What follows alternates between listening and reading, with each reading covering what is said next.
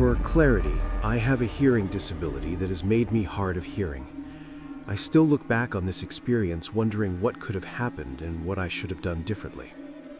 This happened around a year ago after the holiday season. I live in a small suburban neighborhood that borders a forest in southern Quebec. It's a quiet area where most residents know each other, which I prefer. Around winter, I take my dog Monty on walks in the local forest. He's a Rottweiler Husky mix, perfect for runs. The forest has several trails, none challenging for non-hikers. It was an afternoon. I'd just finished a late lunch and decided to walk with Monty. As usual, my dog went ballistic when we turned toward the forest entrance. It was cold for a February day. Fresh snow lined the paths overnight. I let my dog off the leash so he could run around. Yellow patches and boot prints in the snow signaled others had walked their dogs earlier. Most people go before noon since the sun sets around 4 p.m., so I didn't expect to see anybody. After walking for around 30 minutes, we came to a fork. One path hadn't been walked yet, so feeling semi-adventurous, I took it.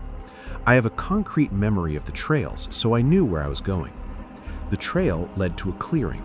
I scanned the surroundings with my Christmas binoculars until I saw a strange shape along the tree line. When I focused, I saw a blue tarp and what looked like a makeshift shelter. Curious as I was, it was getting dark and I wanted to get home. Turning around, Monte and I started back. He ran ahead, but something seemed off. He was more alert, sniffing the trail more than normal. When I looked down, my eyes widened. There was a set of footprints, much larger than my own. I turned my boots over to compare them. The prints were different. There were no other forks in the trail, so whoever took it had to have passed me. I figured they passed while I was using my binoculars. It was significantly darker outside, but I could still make out my surroundings. As we walked back, Monte stopped abruptly and started barking relentlessly in my direction. As I turned around, I saw him, a man probably around 6'4", wearing charcoal snow pants and a white camo jacket, only about a meter away.